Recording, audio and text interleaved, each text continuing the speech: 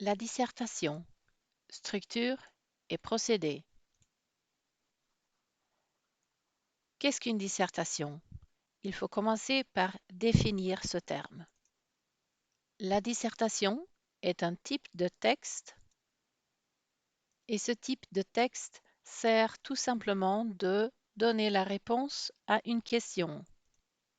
Or, cette réponse doit être bien structurée, bien développée, bien motivée et bien soutenue avec de bonnes sources vérifiables. Quelle est donc cette question à laquelle on doit répondre dans sa dissertation? Parfois, cette question est définie dans le sujet de la dissertation, donc on la trouve en lisant bien les instructions de son devoir. D'autres fois, la question est à formuler soi-même. Dans ce cas, on formule sa question en fonction de ses propres intérêts et ses connaissances en fonction du sujet, en rapport avec le sujet donné.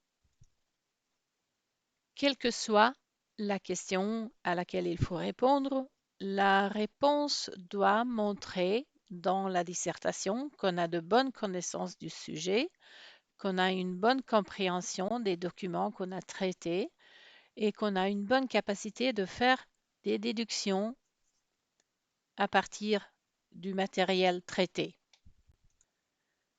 Quelle est alors la structure de ce texte? On reconnaît l'introduction d'autres types de textes qu'on a étudiés, c'est-à-dire une façon d'introduire le lecteur dans le sujet, de montrer d'où on prend son élan. Après, on continue avec le développement qui se fait en plusieurs parties. Et là, il est important de définir bien les limites de chaque partie pour qu'on ne mélange pas tout, mais qu'on traite d'une partie après l'autre. Finalement, on termine avec la conclusion. Et dans la conclusion, il doit s'y trouver la réponse à la question posée au début. Comment fait-on pour développer sa réponse, pour approfondir son raisonnement? Une bonne méthode à choisir, c'est celui du fil conducteur. Il est important d'utiliser ce fil conducteur à travers la totalité du texte, c'est-à-dire une suite logique du point A au point B. Il est aussi important de suivre une pensée jusqu'au bout, c'est-à-dire si on commence à parler de quelque chose, il faut développer sa pensée là-dessus pour arriver jusqu'au bout. Une autre façon de développer sa réponse, c'est d'essayer d'éclairer toutes les parties couvertes par la question, c'est-à-dire de regarder le problème ou la question sous de différents angles. Comment fait-on alors pour motiver sa réponse? Quand on motive sa réponse, motive ses déductions, on explique pourquoi on est arrivé à telle ou telle conclusion, pourquoi on est arrivé à faire telle ou telle déduction. Ici, il est très important de rester objectif, rester neutre. Il ne s'agit donc pas de donner son opinion personnelle, mais de montrer comment une personne intelligente peut aboutir à telle ou telle déduction, à telle ou telle conclusion. Vous voulez que votre lecteur intelligent soit d'accord avec vous. Une bonne façon de motiver une réponse, c'est de pouvoir faire référence à des sources et ces sources doivent bien entendu être pertinentes et fiables.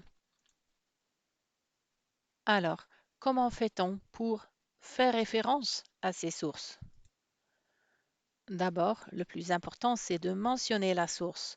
Il ne suffit pas de résumer le contenu de la source, mais il faut dire que ce qu'on vient de résumer, ça vient en effet de telle ou telle source. Donc, il est très important de mentionner la source quand on l'utilise.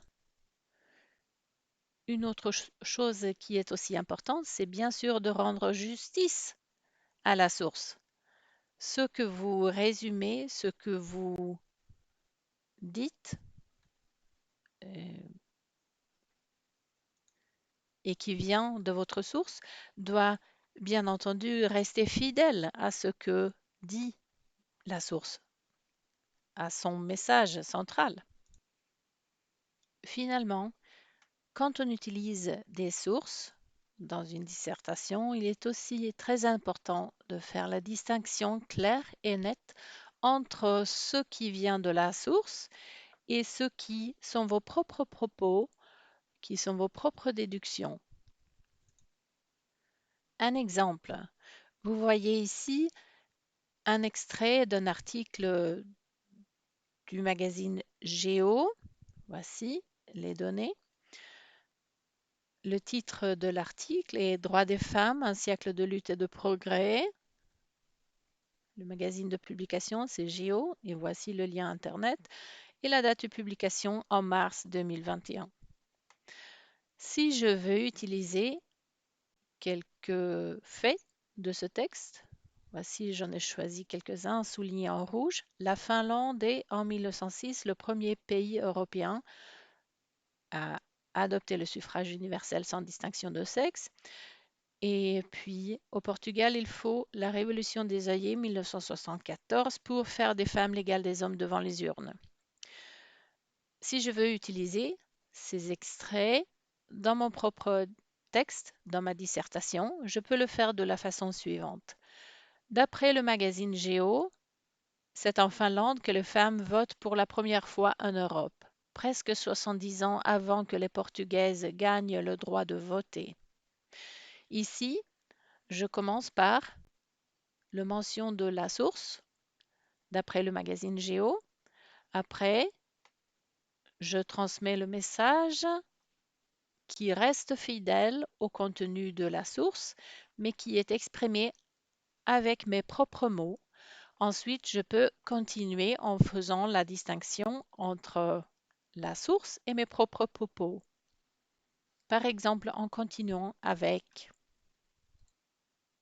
une phrase comme on peut en déduire que, etc. Après avoir introduit brièvement la structure et le procédé pour faire une dissertation, il peut être utile de mentionner également les erreurs qu'il faut éviter. Premièrement, c'est le hors-sujet. Par exemple, si vous avez un sujet qui vous demande de parler de les droits de femmes en France, il est hors sujet de parler des droits de femmes dans un autre pays. Un autre type d'erreur qu'il ne faut pas commettre, c'est de laisser la question sans réponse, c'est-à-dire vous étaler sur le sujet, mais sans arriver au bout, sans donner de réponse à la question que vous avez posée ou qui vous est posée dans le sujet, dans les instructions. Finalement, l'erreur à absolument éviter, c'est de faire des plagiats. Il y a des plagiats involontaires et des plagiats volontaires, mais ni l'un ni l'autre n'est autorisé. Ce qui peut arriver parfois, c'est que l'élève, ne sachant pas faire son propre analyse, utilise l'analyse de quelqu'un d'autre ou une dissertation de quelqu'un d'autre pour la reformuler avec ses propres mots pour la faire passer comme la sienne. Mais ceci est donc un plagiat et pour nous, en tant que professeur, il est impossible d'évaluer les connaissances de l'élève si on fait un tel type de plagiat. Donc, c'est à ne pas faire. Résumons en bref ce qui est important quand on écrit une dissertation. Premièrement, c'est de écrire un texte qui répond à la question posée. C'est de rester structuré. C'est de développer son raisonnement Et finalement, c'est de faire référence à ces sources de manière correcte. Bon courage!